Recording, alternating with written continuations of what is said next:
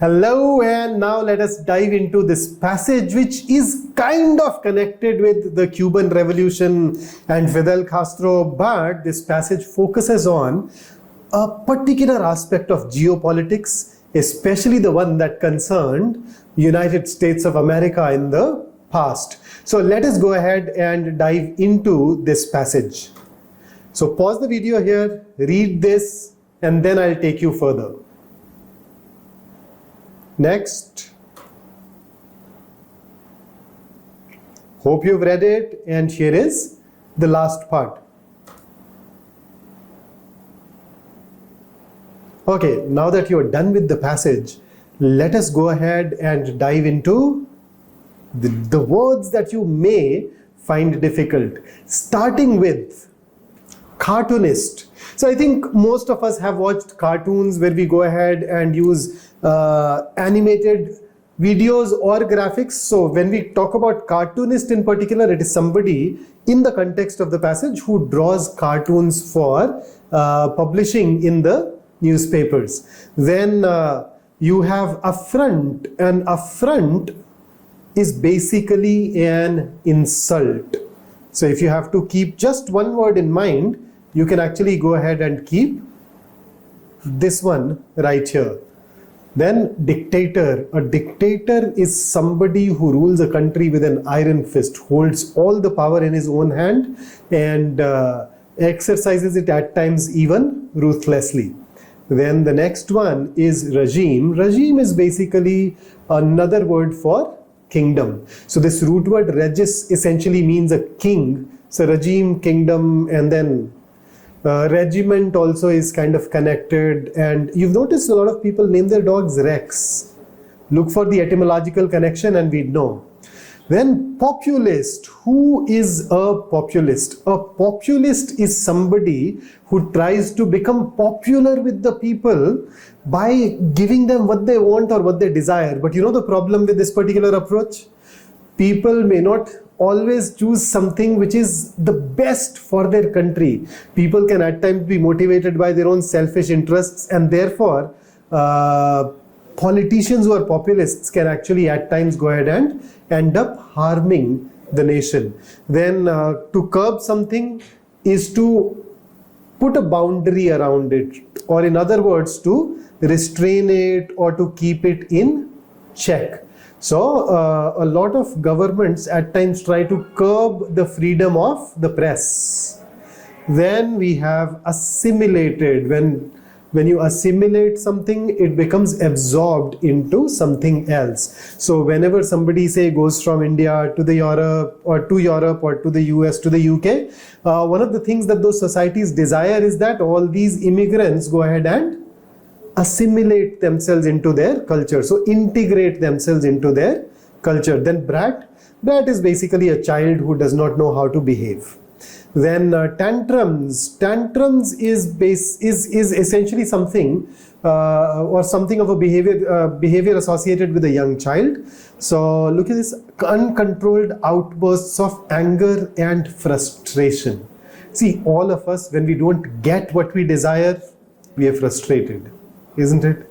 But we know how to control that frustration. A young child does not. He just let it all show. And when that happens, we call it a tantrum. Then your next word is pistol packing. Literally, somebody who's carrying a pistol. Then troublemaking. Somebody who makes troubles, causes troubles, is a nuisance. Then diplomatic is essentially anything, is an adjective that means related to diplomacy or diplomat. So what do diplomats do? They use a lot of tact to further the interests of their nation in the global arena. Then you have the next word, paddle. So as a noun, it basically talks about that contraption that we use to row or steer a boat. As a verb, paddle basically means to spread something. Then revolution is the time of a great change which goes on to affect millions, and at times it also sadly involves deaths of hundreds and thousands. Then pretension. Pretension is a belief that you are somebody who is important when in reality you are not. So another associated word that you could perhaps recall is pretend. Then hemispheric, related to hemisphere, half a side of the globe. Dominance is the ability to exercise control over others. And how do you exercise control? By using power, by using influence. Then rivalry is competition. The next word is retreat.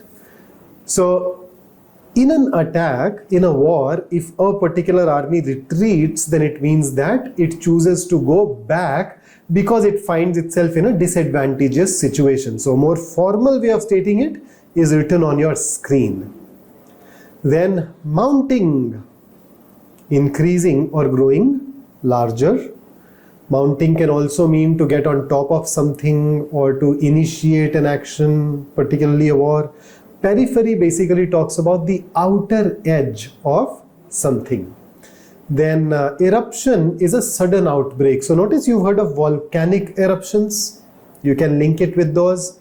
Embarrassing, anything that makes you feel awkward, uncomfortable, anything that makes you feel that, oh, what have I done, and you just want to withdraw from that place or retreat, you'd call that embarrassing. And then criticism. Criticism is to show disapproval of a person's behavior or to show disapproval of a plan or for that matter anything else.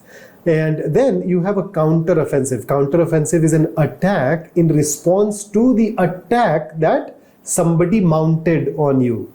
Legislation is essentially law considered collectively. Then vindicate. Vindicate basically means to prove that what you said was true, although the others felt it was wrong. You know, so you said something, others said this is wrong. But then you go ahead and prove that you were indeed right, so your stance gets vindicated. For example, there are times when people debut. Players at times face this a lot, where others start criticizing them and then start saying that, hey, this player won't be able to do anything. But that player goes out and performs and as a result vindicates himself. Then you have third world. Third world is also defined in this passage, but then normally you define it as the developing countries or the poor countries of the world. Then totalitarianism. Totalitarianism is a political system where those who are in power happen to have complete control over that power and they do not allow others to even oppose them. It's considered a synonym of dictator, a word that we met a couple of slides ago. Then socialist is an adjective related to socialism. So socialism basically says that in a country we'll have a government. The government will control all the means of production and the government will take care of all the essentials of the people. And that, what you see on the screen, is a formal way of stating it. Then smoldering, something that smolders, you notice, burns slowly with smoke but no flame. So if a problem or an unpleasant situation smolders, it means that it continues to exist and that it may go on to become worse in future. Then resentment basically is anger at the fact that you were not treated fairly. Obstacles are the roadblocks on your path. Ferment.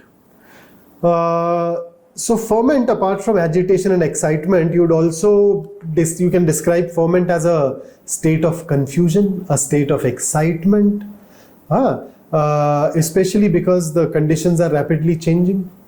And then we have colonial, which is related to colonies. So, you know, there were times when certain countries went on to build empires. So the UK had this control over India. But then we liberated ourselves, so but we'd say that we are a former colony of the Britishers. So a nation which was subservient to the interests of some other nation is called a colony of that nation, and anything which is related to colony or colonies is colonial. So with that, here is the passage. Let us go ahead and read it together. Fidel Castro was a cartoonist's dream. You know, cartoonists want to make comments on the current social and political climate. And if there is a person who remains in news, keeps on taking steps that have these deeper ramifications, then cartoonists would typically love that individual. So the bearded one, as his followers called him, had swept an unpopular dictator from power in January 1959, and in a rush administered summary justice to leaders of the old regime. Then what else did he do? Implemented populist programs that the masses loved. Whether they were actually useful for the country or not is a different story. And curbed US influence on the island. So the US was able to exercise a lot of influence.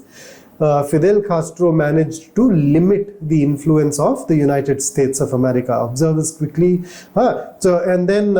US observers quickly assimilated Castro to the familiar image of the Latin leader. So the US had this particular image of the various Latin leaders. What was that image? They thought of them as brats, young ones who are not able to control their anger and are rude, offensive. So they thought of all the Latin leaders as brats whose tantrums required adult disciplining. So when Fidel Castro gained control of Cuba, pretty soon they started thinking of Fidel Castro as just like any other leader of Latin America. Exactly a year after he had come to power, a cartoon captured this sense of him as a pistol-packing, troublemaking kid. So a brat who had pistols, who had weapons. The cartoon made the case for bringing him into line by replacing gentle diplomatic strokes with a punishing economic paddle. So the cartoon said that, hey, we need to stop being gentle with him. No diplomacy, no tact. Use a punishment that is delivered through economic sanctions. But Castro and his revolutions would survive. So he proposed it, but then the author says that, see, those things did not have much of an impact. Castro went on to survive. Then, next paragraph, the Cuban Revolution was more than a standing affront to US pretensions. So an affront is an insult. US pretension to hemispheric dominance. So US thought that it dominates the entire northern part of the earth, but in reality they did not. So that revolution essentially reduced the US dominance, or at least made US feel that they are not in control. It was one part of a broad, steadily intensifying third world challenge to US global dominance. So Cuban Revolution was one part of it, and this part was as important to the US global order as the Soviet rivalry was, and as the international market economy was. So it was not considered a small challenge or a small threat. It was considered something quite significant. So there was a time when the US and the Soviet Union were of course considered sworn enemies. So they had that rivalry. So then, though formally committed to self-determination, so if a country is committed to self-determination, they basically say that, hey, we believe that every country has a right to choose their own government. So formally the US was committed to it, but then it beat a quiet retreat from that principle at the end of World War II. So on paper they still supported self-determination, but in reality they started moving away from it. They wanted to, in a way, meddle into the internal affairs of different countries. So in the course of the 1950s and 1960s, mounting attacks on US positions on the periphery, at the outer edge of their influences, and an eruption of embarrassing criticism of racial practices at home left policymakers deeply worried. So policymakers had two worries. They were being attacked at the outer edges of their influence on the global arena, and they were also being criticized for all that racial discrimination which was prevalent within their country. So how did they respond to it? They launched counter-offensive at a host of points abroad, and at the same time they went into this creating laws that took care of domestic civil rights. So they were determined to master the third world and at the same time to vindicate their claim to stand for freedom, whether in the US or in other lands. Okay.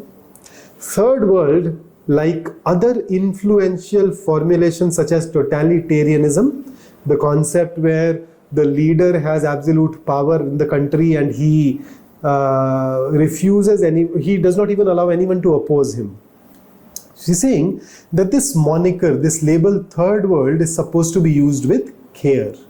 So at the point of time when this passage was written, at that moment contemporary Americans would have known it as a term coined in the late 1940s to signify the countries that were left on map after subtracting the first and the second world. So the first world is free world, Americas, and then the second world is socialist world, the world which was under the influence of Soviet Union.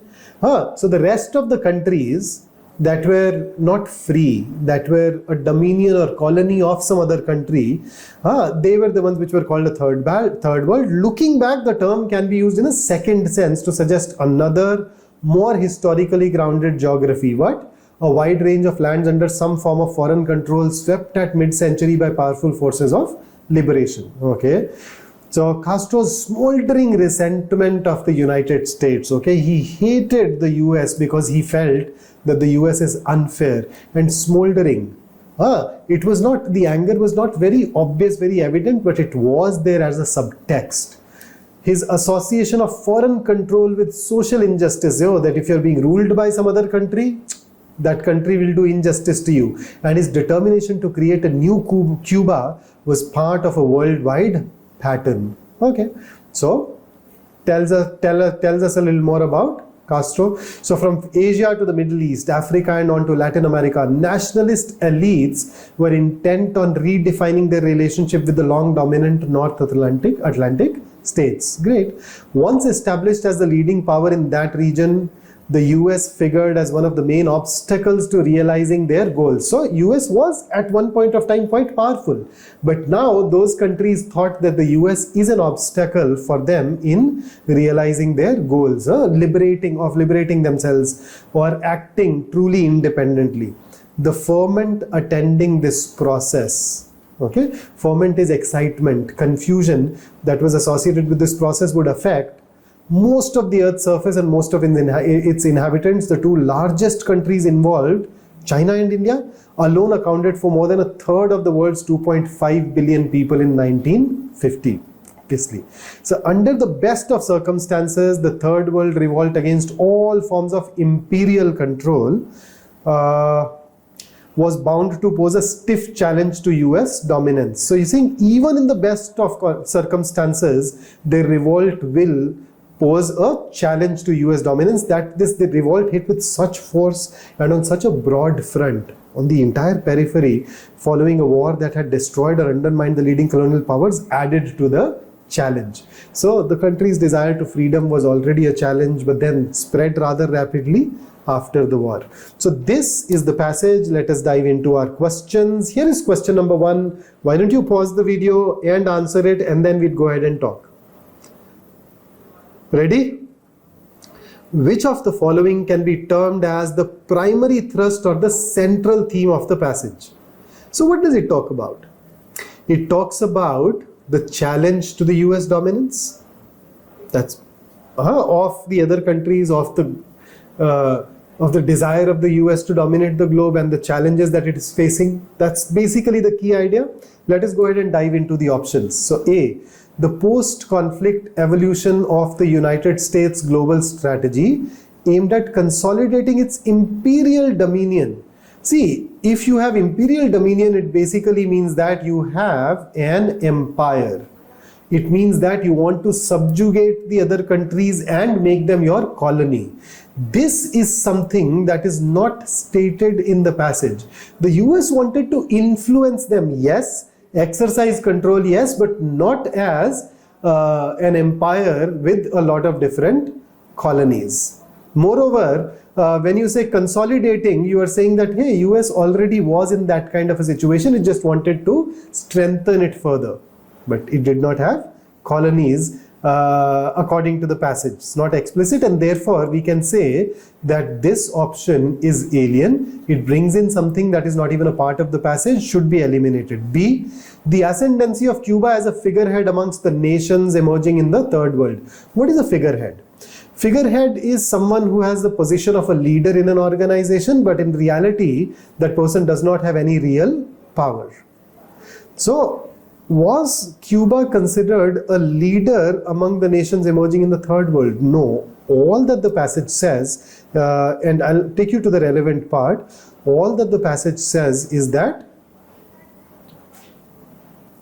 the Cuban Revolution was one part of a broad, steadily intensifying third world challenge. It does not tell us that Cuba was a leader. It was just used as an instance to represent a global undercurrent. And therefore, B can also be ruled out. It goes ahead and once again describes something that is not given in the passage, an alien option. C, the genesis and pivotal role of third world nations in the global political arena following the cessation of hostilities. What happened after the cessation of hostilities? Here. Look at the last part. Third world revolt with such force following a war that had destroyed or undermined the leading colonial powers. So, their revolt happened after a particular war ended. But genesis of third world nations, genesis is that the third world nations were created following the cessation of hostilities. That is not right. They were already in existence as colonies of those imperial nations. So this is incorrect as per the passage. Then let's check the second claim as well. Pivotal role in the global political arena. Pivotal is critical. Pivotal is without them nothing could have happened. But then the passage says that yeah, they mounted a challenge, but to use an adjective like pivotal here will be extreme in this particular case. So one part is alien, one part is extreme. I think we can rule out C as well, which leaves us with D, but nonetheless, let's go ahead and check it once. The ramifications and strategic responses of the United States in the aftermath of global conflict and their profound international repercussions. Absolutely. So the key is the challenges to the US, and this is the only one which goes ahead and captures it, and thus D should be chosen or marked as the answer. Next question. So hit the pause button, answer it, and then come back. Ready? So this question asks us for the purpose of an example. And what is the purpose of an example? The purpose is to either support or explain some point, some idea. So whenever I see any of these questions, I go to the answer choices and I look for that point, that idea, which can be either supported or explained by that example. So here is that example of QA. It's given the first and the second paragraph. I want you to look at the highlighted part. Okay, read it in conjunction with the first paragraph, and then if you've done that, let's start.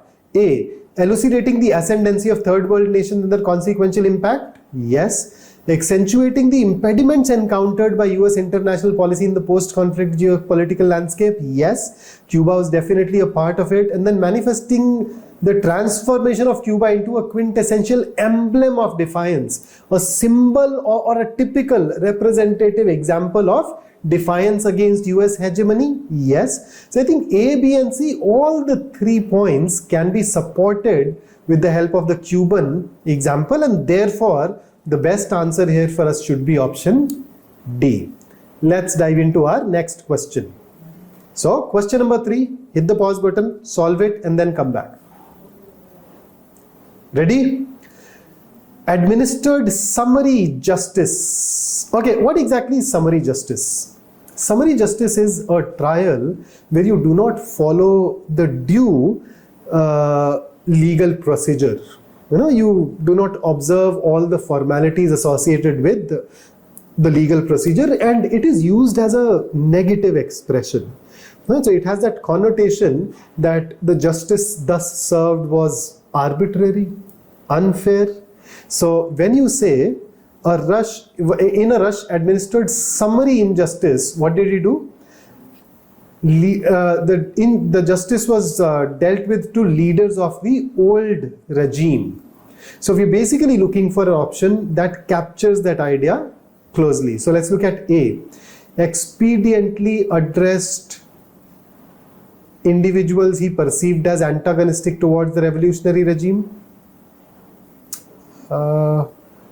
Expedient basically means something that is expedient is something that is helpful or useful in a particular situation, but something that is not exactly morally acceptable.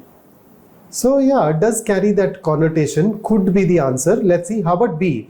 Endeavor to ensure impartial justice. You know, the negative connotation associated will help us eliminate option B. For that matter, when you look at D, this once again, equitable is fair.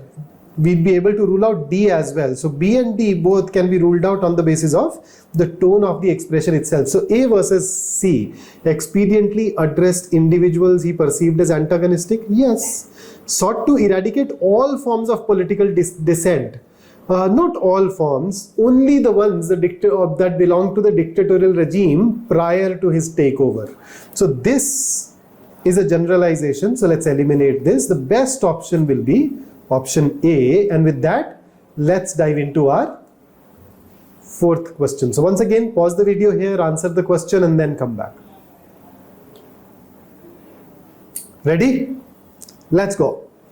Inferring from the discourse, where the discourse is another word for the passage, what can be deduced? Deduced is a synonym for inferred regarding the US posture towards third world nations in the post-conflict epoch.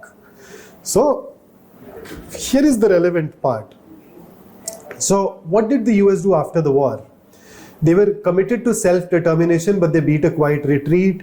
They also wanted to master the third world and at the same time to vindicate their claim to stand for freedom, whether in the US or in other lands. So a bit of hypocrisy thrown in.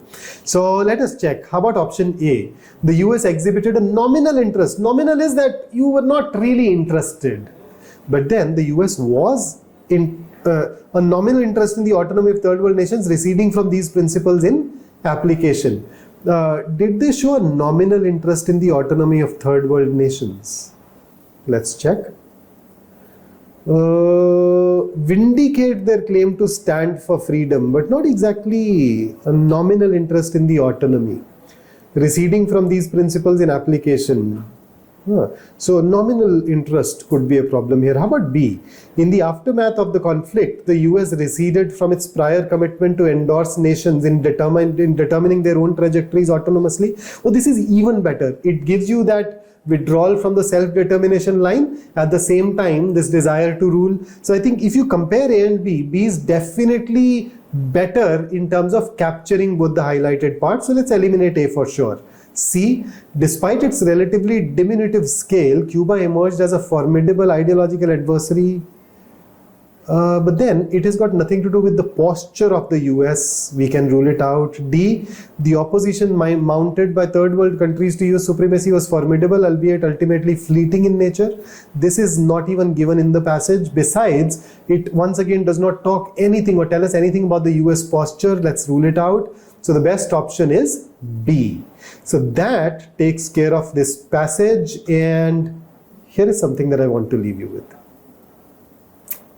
So by going through this particular session, you have climbed a rung of opportunity to move towards success. If you keep doing it day in and day out, I am sure you will absolutely rock it. So that's it for this particular session. I'll see you in the next one. Take care.